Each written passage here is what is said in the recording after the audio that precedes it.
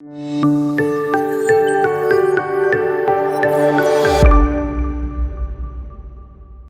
and a very warm welcome to the Bharata First podcast. This is Frank Rausan Pereira doing a reading of C.Raja.Gopalachari's Mahabharata. Chapter 70 The Seventh Day. Duryodhana, wounded all over and suffering greatly, went to Bhishma and said, "The battle had been going against us every day. Our formations are broken and our warriors are being slain in large numbers. You are looking on, doing nothing." The grandsire soothed Duryodhana with comforting words.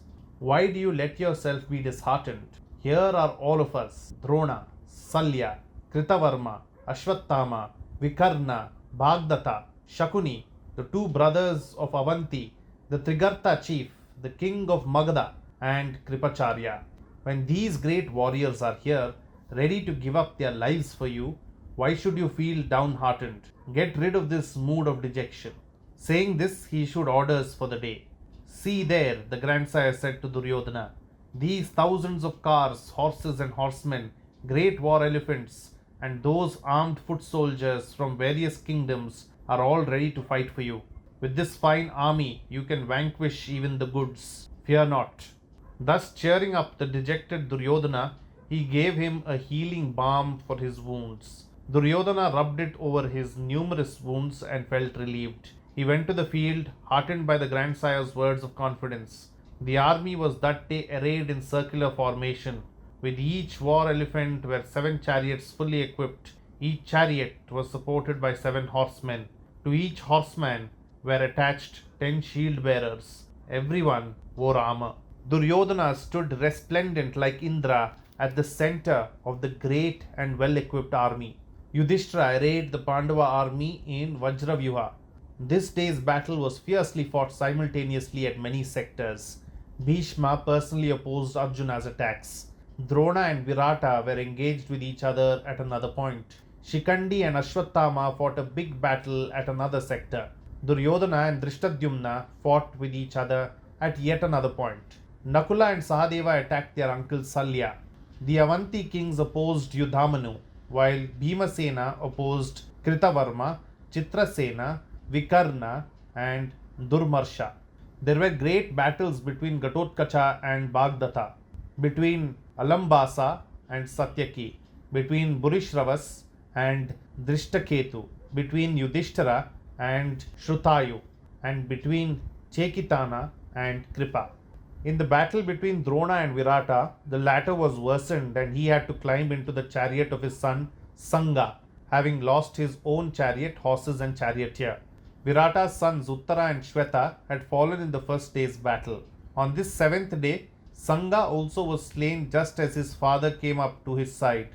Shikandi, Drupada's son, was defeated by Ashwattama. His chariot was smashed and he jumped down and stood sword and shield in hand.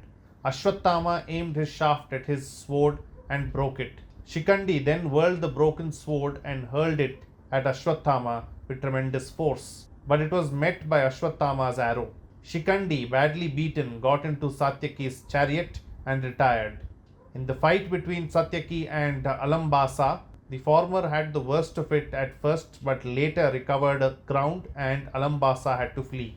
In the battle between Drishtadyumna and Duryodhana, the horses of the latter were killed and he had to alight from his chariot. He, however, continued the fight sword in hand.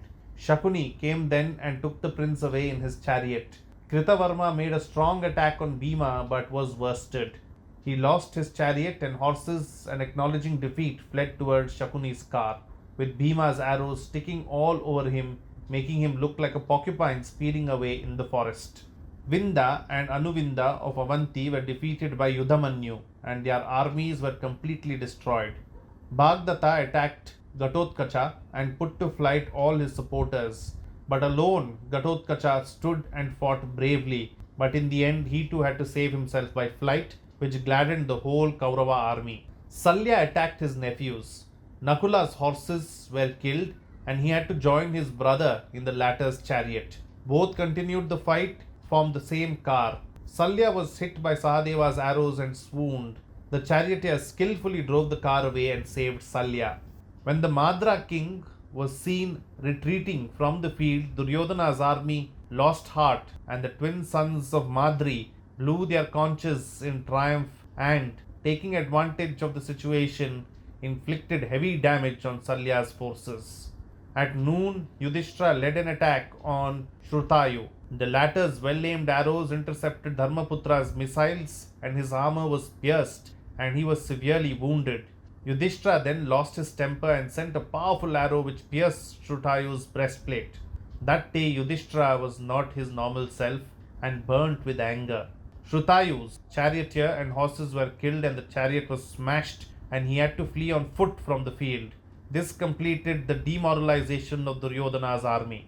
In the attack on Kripa, Chekitana, losing his chariot and charioteer, alighted and attacked Kripa's charioteer and horses with mace in hand and killed them.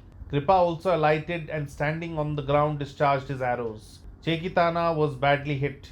He then whirled his mace and hurled it at Kripacharya, but the latter was able to intercept it with his own arrow. Thereupon they closed with each other, sword in hand. Both were wounded and fell on the ground when Bhima came and took Chekitana away in the car. 96 arrows of Drishtaketu struck Bhurishravas, and the great warrior was like a sun radiating glory as the arrows, all sticking in his breastplate, shone bright around his radiant face. Even in that condition, he compelled Drishtaketu to admit defeat and retire. 3 of Duryodhana's brothers attacked Abhimanyu, who inflicted a heavy defeat on them but spared their lives, because Bhima had sworn to kill them. Thereupon Bhishma attacked Abhimanyu. Arjuna saw this and said to his illustrious charioteer, Krishna, drive the car towards Bhishma. At that moment, the other Pandavas also joined Arjuna, but the grandsire was able to hold his own against all 5 until the sun set, and the battle was suspended for the day, and the warriors of both sides, weary and wounded, retired to their tents for rest and for having their injuries attended to. After this, for an hour, soft music was played, soothing the warriors to their rest. That hour was spent, says the poet, without a word about war or hatred, and was an hour of heavenly bliss, and it was a glad sight to see. One can see herein what the great lesson of the Mahabharata is. That's it in this chapter. This is Frank Rausan Pereira signing off. Do like and subscribe to the podcast, and also do the same on YouTube along with hitting the bell icon. Please follow Bharata First on Twitter and Instagram as well.